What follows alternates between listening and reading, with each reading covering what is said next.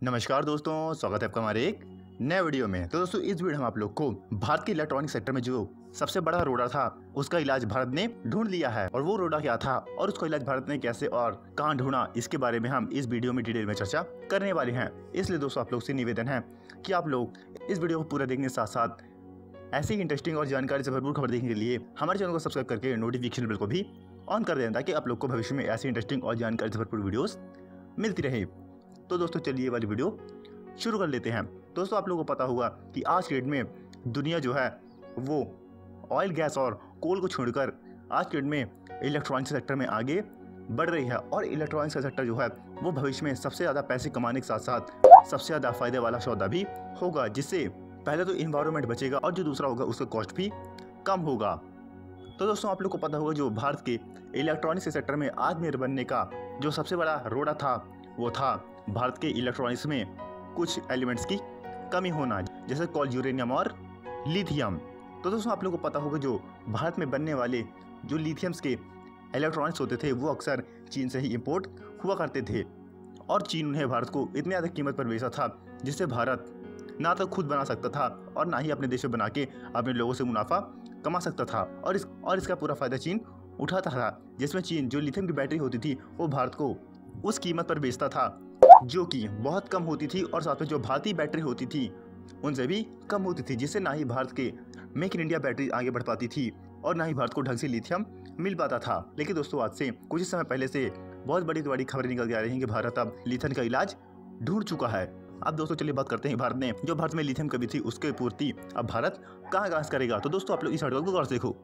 इस आर्टिकल में आप लोग देख सकते हो दोस्तों कि भारत ने अर्जेंटीना के साथ लिथियम इंपोर्ट करने का एग्रीमेंट किया है, जिसमें अर्जेंटीना भारत को सस्ती कीमत पर ज्यादा लिथियम देगा और उसके बदले में भारत अर्जेंटीना से लंबे समय तक और एक कीमत पर लिथियम खरीदेगा। और इसी साथ दोस्तों, आप लोग इस आर्टिकल को भी गौर से देखो। भारत ने अर्जेंटीना के अलावा ऑस्ट्रेलिया से भी लिथियम खरीदने का फैसला किया है। और दोस्तों, ये लिथियम भारत पहले चीन से खरीदता था, जिससे चीन को ये पूरा मौका मिल जाता था कि वो भारत को महंगी कीमत पर लिथियम बेचे और जो भारत की इलेक्ट्रॉनिक्स की बैटरीज होगी उनको कीमत के हिसाब से पूरी तरह से फ्लॉप किया जाए।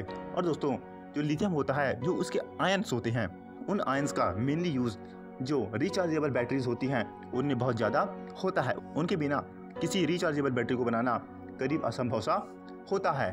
और दोस्तों, अगर हम लिथियम की बैटरीज की बात करें तो दोस्तों, इन्हें अलग अलग टेक्नोलॉजी से अलग अलग तरीक़ों से डिज़ाइन किया जा सकता है, जिसमें इन बैटरीज को साइज में कम और पावर में ज़्यादा और इसी के साथ साथ जो लॉन्ग रेंज चलने वाली बैटरीज होती हैं उन्हें भी बनाया जा सकता है। और उनकी कॉस्ट और लाइफ वो भी बहुत ज़्यादा चलती है। और जो उनकी कॉस्ट होती है वो अलग अलग टेक्नोलॉजी बनी अलग अलग लिथियम बैटरीज की अलग अलग होती हैं। जैसे आज के मोबाइल में ऐसी बैटरीज आ गई हैं जो कि ना ही कभी ख़राब होने वाली और इनमें ना ही आगे चल के कोई इंटरनल प्रॉब्लम आने वाली है। तो दोस्तों, ये फ़र्क है केवल टेक्नोलॉजी का।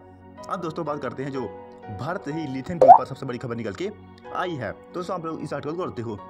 इस आर्टिकल में बताया जा रहा है कि भारत के कर्नाटक राज्य में करीब 1500 मिलियन टन लिथियम होने का अनुमान लगाया जा रहा है। इसके साथ राजस्थान, छत्तीसगढ़ और वेस्ट बंगाल में भी लिथियम के पूरी तरह से जांच चल रही है। और दोस्तों, ये भी अंदाज़ा लगाया जा रहा है कि अगर ये सब लिथियम अगर भारत में एक साथ आएंगे तो भारत में लिथियम की कॉस्ट सबसे कम तो होगी, साथ में भारत जो अलग अलग कंपनीज है वो ऐसी ऐसी बैटरीज बना सकेंगी जिनकी टक्कर ना ही अमेरिका की टेस्ला दे सकता और ना ही चीन की कोई इलेक्ट्रॉनिक्स की कंपनी दे सकती, क्योंकि भारत जो है वो लेस कॉस्ट में अच्छे सामान बनाने की क्षमता रखता है।